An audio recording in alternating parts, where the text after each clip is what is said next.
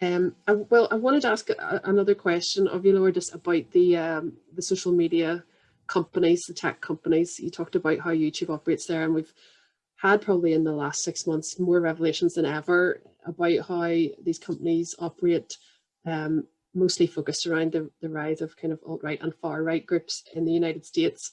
Um, I have this question in my head. I don't think it has an easy answer, but do you think that possibly the storming of the Capitol in the last couple of weeks has been the wake-up call that we've needed? I mean, there have been multiple moments that could have been wake-up calls, to be honest, in the last couple of years, but I feel like watching the groups that stormed the Capitol, I think a lot of people realize this is an online community that, did something pretty huge in the real world.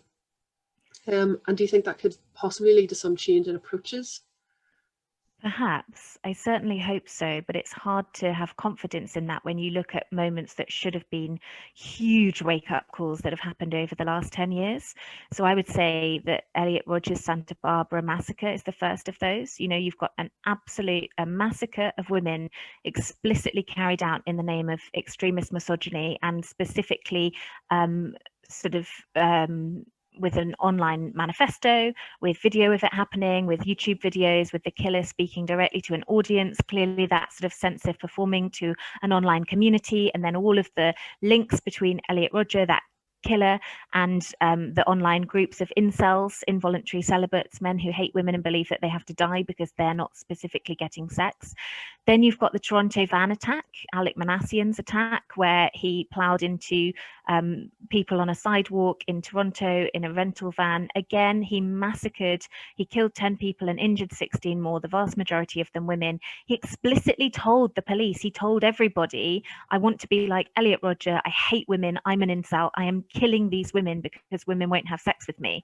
He wasn't charged with terrorism. The vast majority of the headlines didn't even mention the motive. The vast majority of people have heard of the Toronto van attack, but almost none of them know that that was the terrorist motive behind it.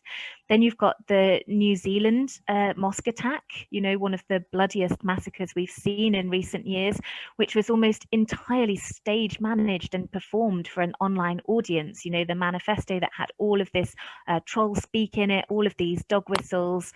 There have been so many of these examples which have come clearly from these specific online extremist groups, and yet because they have been white men, our response to white men who commit terrorist acts is to see them as lone wolves. Some of the kind of coverage of Elliot Rodger talked about how he'd been bullied at school, and perhaps that was what had happened, and you're 3.5 times more likely even to see an article about a mass killing if the perpetrator is Muslim in the first place. And then you've got people like the New Zealand mosque attacker you've got people calling him a baby-faced, cherubic, angelic boy in front-page headlines, with pictures of him as a baby, and his grandma said he was lovely. So what could have gone wrong? So I think until we start recognizing these men as part of a group, and that's something we find it very difficult to do with white men.